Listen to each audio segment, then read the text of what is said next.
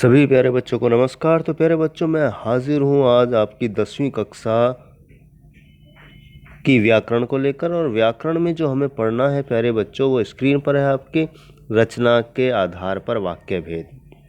अब जिस तरह से आपके चैप्टर्स बहुत महत्वपूर्ण हैं, उसी तरह से व्याकरण भी आपके लिए बहुत महत्वपूर्ण है परीक्षा की दृष्टि से, क्योंकि 15-16 नंबर की आपकी व्याकरण आएगी।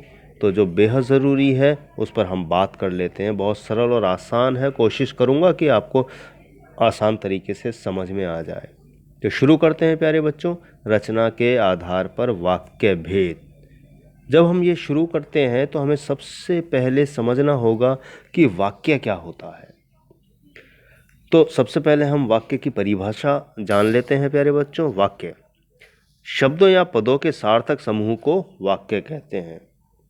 तो शब्द या पदों के सार्थक समूह को, शब्द जब वाक्य में इस्तेमाल होते हैं बच्चों तो वो पद कहलाते हैं, और जब पदों का समूह बनता है एक व्याकरण की दृष्टि से सही क्रम में रखे जाते हैं तो वो हमारे सेंटेंस या वाक्य कहलाते हैं।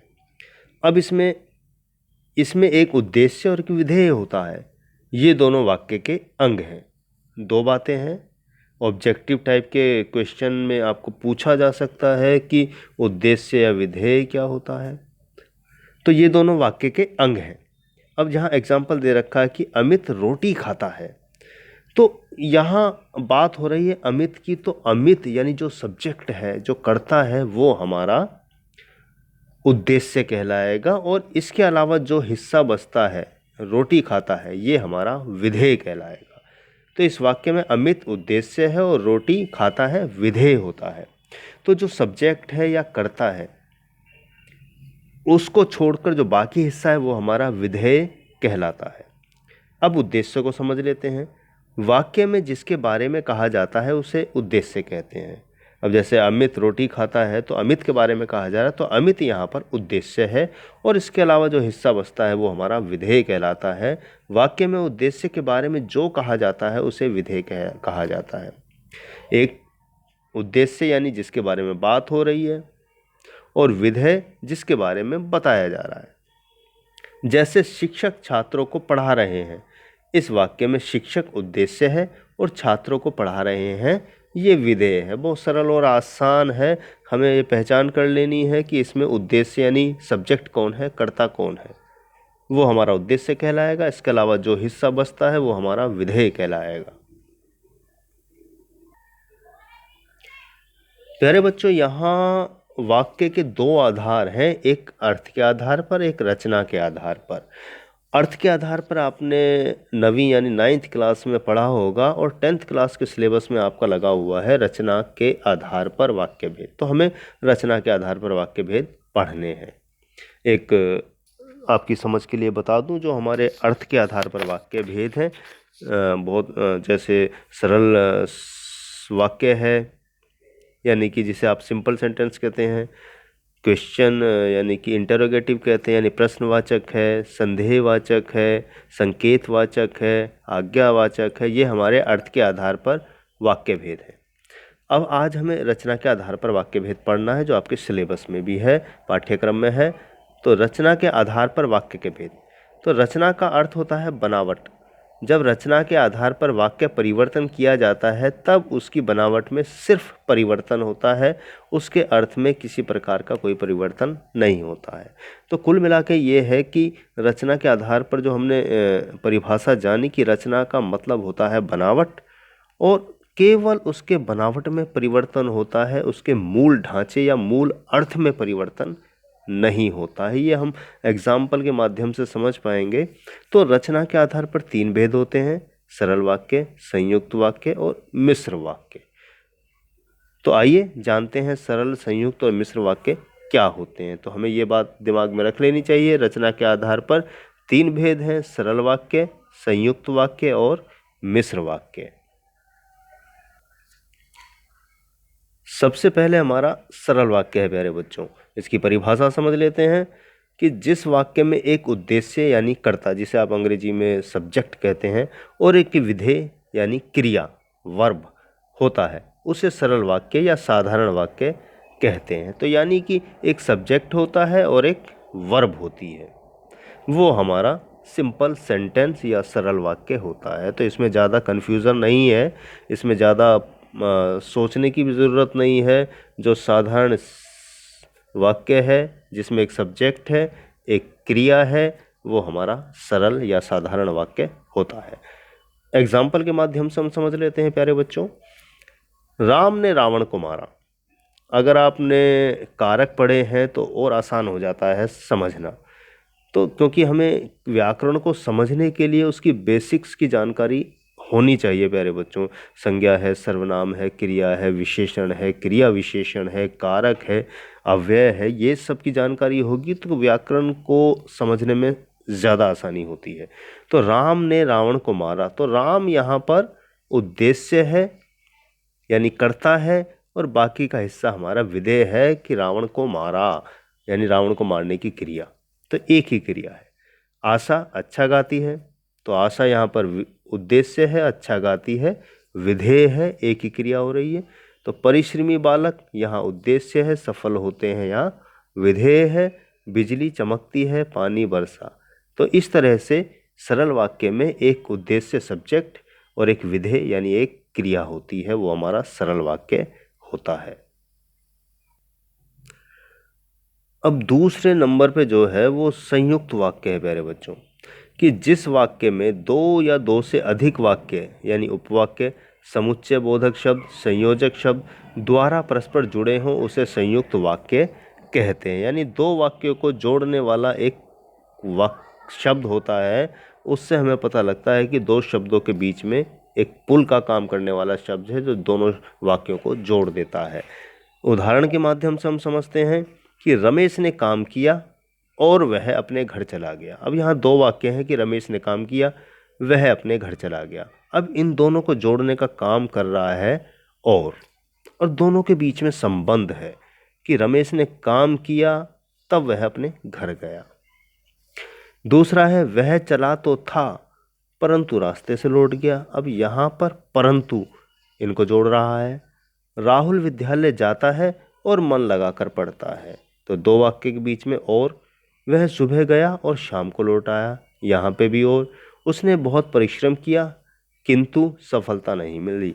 तो किंतु है, परंतु है, और है, तथा है, इस तरह के शब्द जब दो वाक्यों को जोड़ते हैं तो ये हमारे संयोजक शब्द कहलाते हैं और यही इसकी पहचान भी है। हम अब संयुक्त वाक्यों को किस तरह से पहचान लें आसानी से, उन शब्दों के बारे में भी मैं बताता हूँ। अब स्क्रीन पर आप देख सकते हैं कि संयुक्त वाक्य की पहचान कराने वाले शब्द, ये शब्द जो दे रखे हैं और है, एवं है, फिर है, या है, अथवा, परंतु, इसलिए, तथा, तो, नहीं तो, भी, किंतु इत्यादि शब्दों का प्रयोग होता है। तो जहां आप देखें इन शब्दों का प्रयोग हो रहा है तो वहाँ हमारा संयुक्त वाक्य कहलाता है। तो इन शब्दों को अगर आप दिमाग में रखेंगे, याद रखेंगे, तो संयुक्त वाक्य को पहचानने में बहुत ही आसानी आपको होगी। अब तीसरा हमारा है अंतिम मिश्र वाक्य। इसकी परिभाषा भी समझ लेते हैं प्यारे बच्चों। जिस वाक्य में एक प्रधान उपवाक्य तथा उसके अधीन एक या एक से अधिक आश्रित उपवाक्य होते हैं उसे मिश्र वाक्य कहते हैं। तो कहने का मतलब है मिश्र का मतलब एक से अधिक वाक्य। संयुक्त में दो वाक्य होते हैं और मिश्र में दो से अधिक वाक्य होते हैं। तो इसमें एक मेन होता है और उस पर डिपेंडेंट। आप इस तरीके से समझ सकते हैं जैसे एक परिवार में पिता है, क्योंकि पिता या फादर जो हैं, पापा हैं, वो कमाते हैं और बाकी लोग उन पर डिपेंड हैं, यानी वो पूरे घर का खर्चा चलाते हैं और उन पिता के खर्चे से ही बाकी लोगों का खर्चा चलता है। तो इसमें मिश्र वाक्य में एक मेन वाक्य है और उस पर बाकी वाक्य जो हैं या उपवाक्य हैं वो डिपेंड करते हैं, उसी को हम मिश्र वाक्य कहते हैं। मिश्र वाक्य कुछ उदाहरण हैं, हम समझ लेते हैं, या इससे पहले हम समझ लेते हैं कि मिश्र वाक्य के कौन कौन से शब्द प्रयोग होते हैं जिनसे हम मिश्र वाक्यों को आसानी से पहचान सकते हैं। उसको हम देख लेते हैं, फिर एग्जाम्पल्स पर आते हैं। स्क्रीन पर देखिए, मैं फिर से परिभाषा दोहरा दूं कि मिश्र वाक्य का निर्माण एक से अधिक साधारण वाक्य से होता है, जिनमें एक प्रधान वाक्य होता है और दूसरा वाक्य आश्रित होता है, और इसी वजह से मिश्र वाक्य की पहचान भी होती है। अब देखिए यहाँ पर जो ये जो दे रखे हैं, ये हमारे मिश्र वाक्य की पहचान करने के शब्द हैं। यानी इन शब्दों से हम ये पहचान सकते हैं कि ये मिश्र वाक्य है, और मिश्र वाक्य में इन शब्दों का आम तौर पर प्रयोग होता है, जैसे आपस में, कि, जो, क्योंकि, जितना, उतना, जैसा, वैसा, जब, तब, जहाँ, वहाँ, जिधर, उधर, यद्यपि, यदि, अगर, तो, इत्यादि। तो ये शब्द अगर आप दिमाग में रखेंगे तो मिश्र वाक्य को पहचानने में बहुत आसानी होगी, आपको बहुत मेहनत नहीं करनी पड़ेगी। तो प्यारे बच्चों, अब मिश्र वाक्य के हमने परिभाषा जान ली कि एक इसमें प्रधान उपवाक्य तथा उसके आश्रित यानी डिपेंडेंट आश्रित वाक्य होते हैं, उसे हम मिश्र वाक्य कहते हैं। इसके एग्जाम्पल देखिए, जब मैं घर से निकला तब वर्षा हो रही थी। जैसा कि मैंने बताया कि बहुत आसान है जब इन शब्दों का प्रयोग किसी वाक्य में नज़र आए कि आपस में, कि, जो, क्योंकि, जैसा, वैसा, तैसा, जितना, उतना, जब, तब, जहाँ, वहाँ, जिधर, उधर। तो जहाँ ये शब्द इस्तेमाल हो वहाँ पर हमारा मिश्र वाक्य होता है। जैसे देखिए, जब, तब, ये मिश्र वाक्य की पहचान है। यदि तुम आओगे तो हम भी चलेंगे। यदि का प्रयोग मिश्र वाक्य की पहचान। वह काम हो गया जिसे करने के लिए आपने कहा था, जिसे। तो मेरा कहने का मतलब ये है प्यारे बच्चों कि ये जो आपको पहचान कराने वाले शब्द बताए गए हैं, ये अगर आपके दिमाग में रहते हैं तो बहुत आसान और सरल हो जाएगा मिश्र वाक्य को पहचाना। जब तुम आओगे तब मैं भी जाऊंगा, जब और तब। तो बहुत सरल और आसान है, बहुत मुश्किल नहीं है अगर आप थोड़ा सा अभ्यास कर लेंगे तो। अब बच्चों यहाँ पर हम ये सरल वाक्य हैं, आपके सरल वाक्य को हम संयुक्त वाक्य में बदलेंगे। ये आपका अभ्यास भी हो जाएगा और आपको थोड़ा समझने में आसानी होगी। आप खाकर आराम करें, ये सरल वाक्य आपका है जिसमें एक कर्ता है और एक विधेय है। अब आप इसको जब संयुक्त वाक्य में बदलेंगे तो आप खाना खाएं और आराम करें, तो और शब्द का प्रयोग हमने इसमें किया है। तो प्यारे बच्चों, इससे आसानी होगी आपको समझने में। सूर्यास्त होने पर अंधकार छा गया, संयुक्त वाक्य में बदलेंगे, सूर्यास्त हुआ और अंधकार छा गया। तो यहाँ संयुक्त वाक्य बदलने पर और का प्रयोग किया। इसी तरीके से वह भोजन करके विद्यालय जाता है, वह भोजन करता है और विद्यालय जाता है। बादल घिरकर भी ना बरसे, बादल घिरे परंतु वर्षा ना हुई। वह फल खरीदने के लिए बाजार गया, वह बाजार गया और उसने फल खरीदे। रोहन कक्षा में रहकर भी नहीं पढ़ा, रोहन कक्षा में रहा पर पढ़ा नहीं। तो यहाँ पर का प्रयोग हुआ, यहाँ परंतु का प्रयोग हुआ। रोहन बीमार होने के कारण घूमने नहीं गया, रोहन बीमार था इसलिए घूमने नहीं गया। ऐसा नहीं है कि दोनों वाक्य स्वतंत्र हैं, लेकिन दोनों वाक्यों के बीच संबंध भी है। निर्धन को लूटने के अलावा उसने उसकी हत्या कर दी। उसने न केवल निर्धन को लूटा अपितु उसकी हत्या भी कर दी। कठोर बनकर भी सहृदय रहो, कठोर बनो परंतु सहृदय रहो। निर्धन होने पर वह ईमानदार है, वह निर्धन है परंतु ईमानदार है। तो यहाँ परंतु, अपितु, इसलिए, पर, परंतु, और, इस तरह के शब्दों का प्रयोग संयुक्त वाक्य में होता है। तो यहाँ आपका एक अभ्यास हो गया है। अब देखते हैं सरल से मिश्र वाक्य को। अब बच्चों, स्क्रीन पर सरल वाक्य से मिश्र वाक्य के कुछ उदाहरण हैं, जो सरल वाक्य यानी साधारण वाक्य को हमने मिश्रित वाक्य में बदला है। अब देखिए, यहाँ सरल वाक्य देखते हैं। अच्छे लड़के मेहनती होते हैं।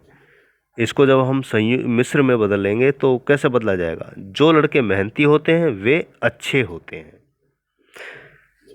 छतरी वाले आदमी को बुलाओ, उस आदमी को बुलाओ जिसके पास छतरी है। वह कपड़े खरीदने के लिए बाजार गया, उसे कपड़े खरीदने थे इसलिए बाजार गया। तो उसे, इसलिए, उस, जिसके, जो। प्रधानाचार्य के आते ही प्रार्थना शुरू हो गई। जैसे ही प्रधानाचार्य आए वैसे ही प्रार्थना शुरू हो गई, जैसे वैसे। स्वस्थ रहने के लिए तुम्हें दूध पीना चाहिए। यदि स्वस्थ रहना है तो तुम्हें दूध पीना चाहिए। तो यदि मनु ने अलौकिक दृश्य देखा। मनु ने एक दृश्य देखा जो अलौकिक था, तो जो का प्रयोग हुआ। माँ के जाते ही बालक रोने लगा। जब माँ गई तो बालक रोने लगा। जब शाम होते ही वह चली गई। जैसे ही वर्षा हुई जैसे ही शाम हुई वह चली गई। जैसे मैंने एक दुबला पतला आदमी देखा। मैंने एक व्यक्ति देखा जो दुबला पतला था। सरस कवि का सब आदर करते हैं। जो कवि सरस होता है उसका सब आदर करते हैं। तो यहाँ जो मैंने गोले लगाए हैं, जो, जिसके, इसलिए, जैसे, यदि, जो, जब, जैसे, जो, उसका, जो, तो इस तरह के शब्द मिश्र वाक्य में प्रयोग होते हैं। ये एक सरल और आसान सी पहचान है। तो प्यारे बच्चों, उम्मीद है रचना के आधार पर वाक्य भेद आपको बहुत अच्छे समझ आ गए होंगे। सरल, संयुक्त और मिश्र वाक्य बहुत सरल और आसान है। मैंने प्रयास किया है कि आपको समझ में आ जाए।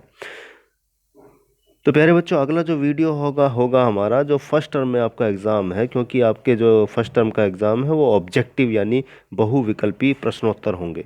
तो उसी के आधार पर वो वीडियो तैयार की जाएगी जिससे आपको और आसानी होगी। तो अब मैं लेता हूँ विदा। वीडियो पसंद आई हो तो लाइक और शेयर ज़रूर कीजिएगा। शुभकामनाएं परीक्षा के लिए।